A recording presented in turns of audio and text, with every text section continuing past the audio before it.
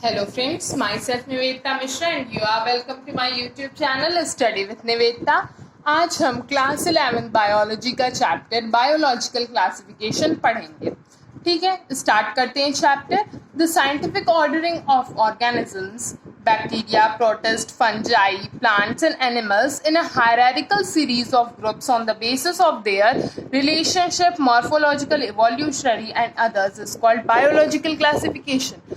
सबसे पहले ये जानते हैं बायोलॉजिकल क्लासिफिकेशन है क्या। तो ऑर्गेनिजम्स की साइंटिफिक ऑर्डरिंग, ठीक है, एक साइंटिफिक तरीके से ऑर्गेनिजम्स को हायरार्किकल सीरीज में ग्रुप करना। किस चीज के बेसिस पे? उनकी मॉर्फोलॉजिकल रिलेशनशिप क्या है, इवोल्यूशनरी रिलेशनशिप क्या है और अदर कैरेक्टरिस्टिक्स के बेसिस पे यही बायोलॉजिकल क्लासिफिकेशन कहलाता है। अब या फिर हम इसे सिंपल वर्ड्स में देखें तो क्या है? The process of grouping living organism in convenient categories based on simple characters is also known as biological classification. Organisms को, लिविंग ऑर्गेनिजम्स को एक कन्वीनियंट कैटेगरीज में सिंपल कैरेक्टर्स के बेसिस पे जब ग्रुप किया जाता है तो उसे बायोलॉजिकल क्लासिफिकेशन कहते हैं। ये एक बहुत सिंपल डेफिनेशन है बायोलॉजिकल क्लासिफिकेशन की। अब एडवांटेजेस क्या क्या है बायोलॉजिकल क्लासिफिकेशन के देख लेते हैं। It makes there study convenient. सबसे पहले तो वो ऑर्गेनिजम्स की स्टडीज की वजह से बहुत कन्वीनियंट हो जाती है।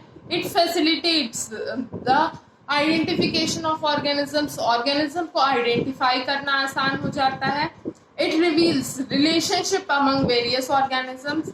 इसकी वजह से, बायोलॉजिकल क्लासिफिकेशन की वजह से ऑर्गेनिजम्स किस तरीके से आपस में इंटरलिंक्ड है, क्या रिलेशन है उनके बीच में, ये भी हमारे सामने आता है। It also enables the biologist to interpret the poorly visible structures of fossils. इसकी वजह से ही बायोलॉजिस्ट जो थे, उन्हें जो फॉसिल्स क्या होता है, हम सब जानते हैं फॉसिल्स क्या है, जो इस टाइम में ऑर्गेनिजम्स नहीं प्रेजेंट है अर्थ पे, जो जिनकी डेथ हो चुकी है, जो एक्सटिंक्ट हो चुके हैं, उनके बारे में जो अवशेष मिलते हैं, जो वो फॉसिल्स मिलते हैं, मींस रॉक पे उनका प्रिंट रहता है या फिर उनके बोन्स वगैरह मिलते हैं, तो उन सारी चीज़ों से ऑर्गेनिजम्स को आइडेंटिफाई करना बायोलॉजिस्ट के लिए बहुत आसान हो जाता है। तो ये थी advantages of biological classification. Now अब हमारे नेक्स्ट टॉपिक है टाइप्स ऑफ क्लासिफिकेशन। तो टाइप्स ऑफ क्लासिफिकेशन क्या है? मेनली क्लासिफिकेशन 4 टाइप्स की है। 2 kingdom classification, 3 kingdom classification, 4 kingdom classification और 5 किंगडम क्लासिफिकेशन। सबसे पहले देखते हैं 2 किंगडम क्लासिफिकेशन। ये कैरोलस लिनियस ने 1758 में दी थी। इसमें 2 ग्रुप्स इंक्लूडेड थे, एनिमल्स का और प्लांट्स का। एनिमल्स ग्रुप के अंदर ही प्रोटिस्ट को भी रखा गया था और प्लांट्स के ही अंदर बैक्टीरिया और फंजाई को रखा गया था। लेकिन ये 2 किंगडम क्लासिफिकेशन सुटेबल नहीं थी। इसी वजह से फिर 3 किंगडम क्लासिफिकेशन अर्नेस्ट हैकल ने 1866 में दी थी।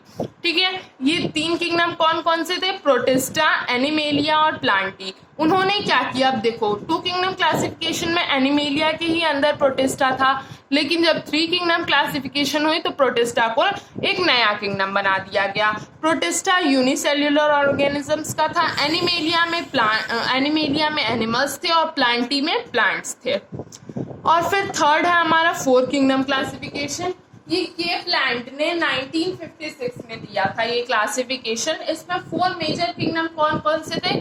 मोनेरा जो प्रोकैरियोटिक ऑर्गेनिजम्स का था, प्रोटिस्टा, प्रिमिटिव यूकैरियोटिक्स जो थे वो सब प्रोटिस्टा में आए। देन फिर ये क्या है? मेटाफाइटा। मेटाफाइटा एक नया ग्रुप उन्होंने दिया था के प्लांट ने, जिसमें एडवांस्ड यूकैरियोटिक आए। इसमें तो प्रिमिटिव यूकैरियोटिक्स थे बट इसमें एडवांस्ड यूकैरियोटिक आए। अब लास्ट उन्होंने दिया मेटाजोआ। मेटाजोआ में भी एडवांस यूकैरियोटिक रखे गए थे। तो ये तीन टाइप की क्लासिफिकेशन थी, 2 किंगडम क्लासिफिकेशन, 3 किंगडम क्लासिफिकेशन और 4 किंगडम क्लासिफिकेशन।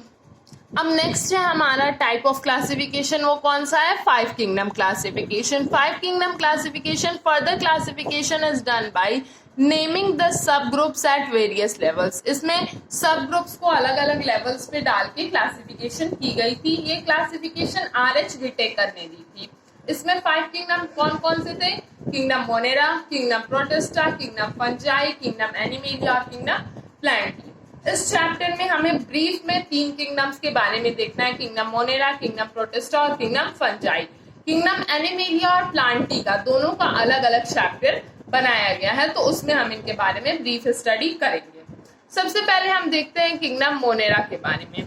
किंगडम मोनेरा में यूनिसेल्युलर ऑर्गेनिजम्स आते हैं जिनका न्यूक्लियस और सेल ऑर्गेनेल्स एब्सेंट होते हैं। क्यों? क्योंकि सिंपल एंड न्यूक्लियस प्रेजेंट होता है बट प्रिमिटिव न्यूक्लियस होता है, क्योंकि ये प्रोकैरियोटिक सेल्स होते हैं।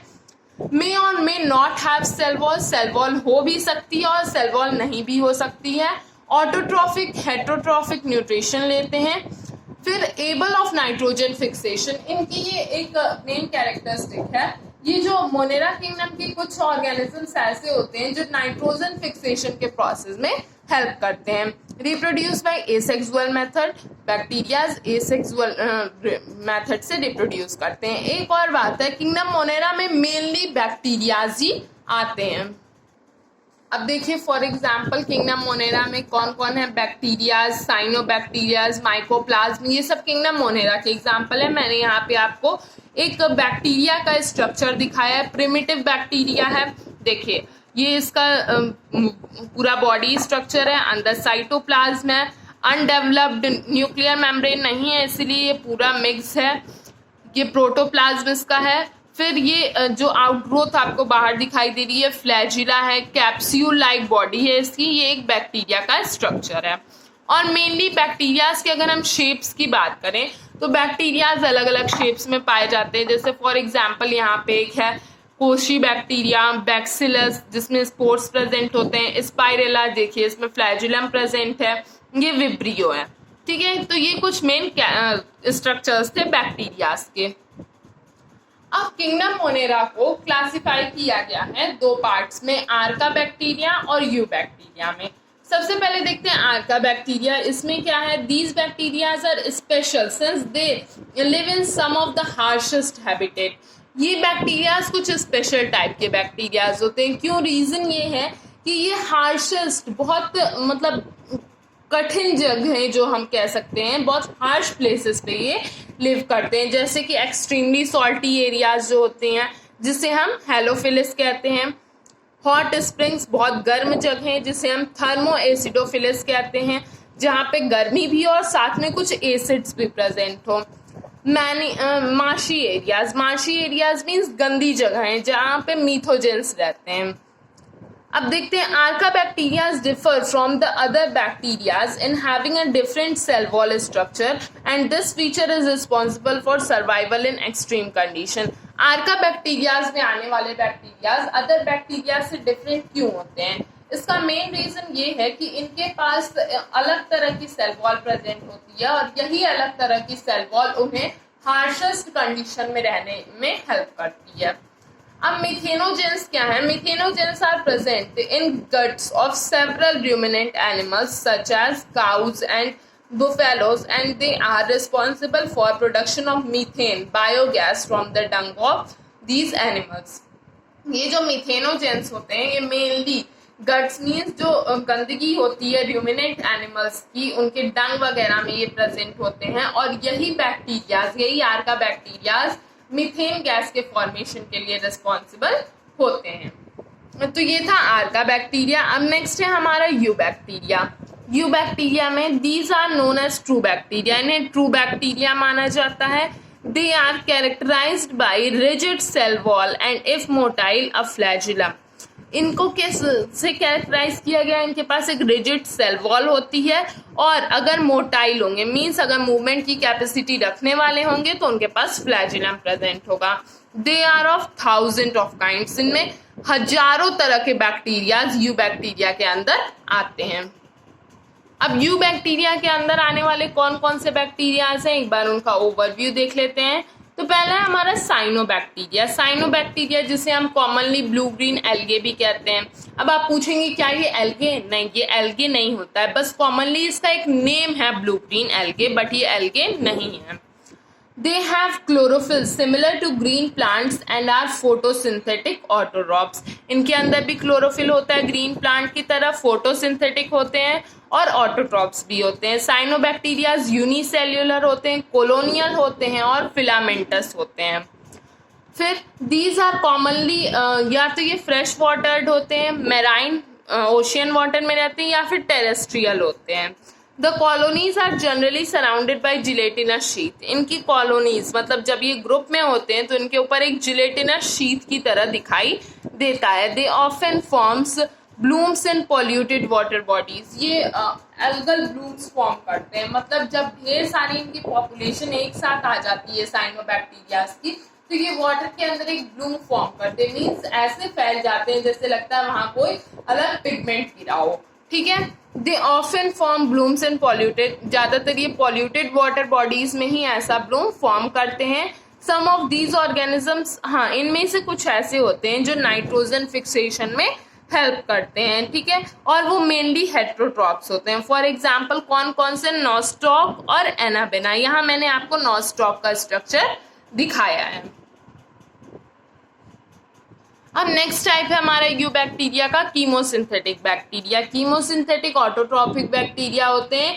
ये क्या करते हैं? ये इनऑर्गेनिक सब्सटेंस को ऑक्सीडाइज करके उससे एनर्जी रिलीज करते हैं. इनऑर्गेनिक सब्सटेंस कैसे? नाइट्रेट्स, नाइट्राइट्स या फिर अमोनिया को सिंथेसाइज करके उससे एटीपी के फॉर्म में एनर्जी प्रोड्यूस करते हैं. They play a great role in recycling nutrients. ये रिसाइकलिंग में, इनऑर्गेनिक सब्सटेंस की रिसाइकलिंग में बहुत ग्रेट रोल प्ले करते हैं. जैसे नाइट्रोजन, फॉस्फोरस, आयरन और सल्फर जैसे न्यूट्रिएंट्स को ये डिकम्पोज करते हैं या फिर रिसाइकल करते हैं. नेक्स्ट है हमारा heterotrophic bacteria. Heterotrophic bacterias are the most abundant in nature. ये सबसे ज्यादा पाए जाने वाले बैक्टीरियाज हैं. ये इम्पोर्टेंटली ये डिकम्पोजर्स होते हैं. ठीक है. मैनी ऑफ देम, ये इसमें से बहुत सारे ऐसे होते हैं जो ह्यूमन लाइफ में भी बहुत ज़्यादा रोल प्ले करते हैं. जैसे कि ये किन किन चीज़ों में हेल्पफुल है? कर्ड से मिल्क से कर्ड बनाने में. जैसे हम जानते हैं लैक्टोबैक्सिलस नाम का बैक्टीरिया मिल्क से कर्ड का फॉर्मेशन होने में हेल्प करता है. फिर प्रोडक्शन ऑफ एंटीबायोटिक्स, इससे एंटीबायोटिक्स भी बनती हैं. नाइट्रोजन लेग्यूम रूट के अंदर जो राइजोबियम बैक्टीरिया होता है वो लेग्यूम रूट के अंदर नाइट्रोजन फिक्सेशन करता है. सम आर पैथोजेंस, जैसे कि कुछ पैथोजेंस भी होते हैं जो कि डिजीज कॉज करते हैं. क्रॉप्स में भी बहुत सारे क्रॉप फेल्योर के लिए भी रिस्पॉन्सिबल होते हैं और एनिमल्स और पेट्स को भी डिजीज कॉज करते हैं. Cholera, typhoid, tetanus, citrus canker are well known. ये कुछ ऐसी वेल नोन डिजीजेज हैं जो कि इन बैक्टीरियाज की वजह से होती हैं. तो ये था हमारा हेट्रो. नाउ इसका लास्ट टाइप है हमारा माइकोप्लाज्म. माइकोप्लाज्म हम जानते हैं सबसे स्मॉलेस्ट लिविंग सेल अगर कोई होती है तो वो माइकोप्लाज्म की होती है.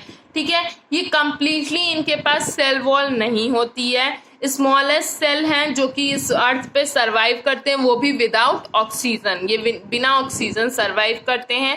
बहुत सारे माइकोप्लाज्म जो होते हैं वो पैथोजेनिक होते हैं, प्लांट्स और एनिमल दोनों में. मतलब ये डिजीजेस कॉज करते हैं. ये आपको मैंने माइकोप्लाज्म का स्ट्रक्चर दिखाया है.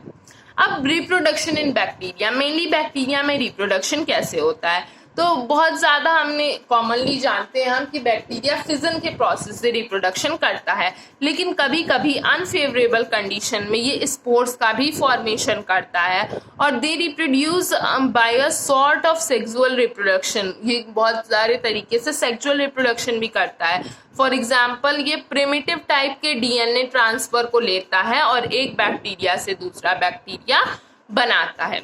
तो ये था रिप्रोडक्शन इन बैक्टीरिया. इसी के साथ मैं इस वीडियो का फर्स्ट पार्ट एंड करती हूँ. हमारा किंगडम मोनेरा यहाँ खत्म होता है. अगर आपको कोई भी कंफ्यूजन है तो मुझसे कमेंट सेक्शन में पूछिए. अगर आपको वीडियो पसंद आया तो इसे लाइक करिए, शेयर करिए, कमेंट्स करिए. और अगर आपने अभी तक मेरे चैनल को सब्सक्राइब नहीं किया है तो इसे जल्दी से सब्सक्राइब करिए और बेल आइकन दबाना मत भूलिए. Thank you.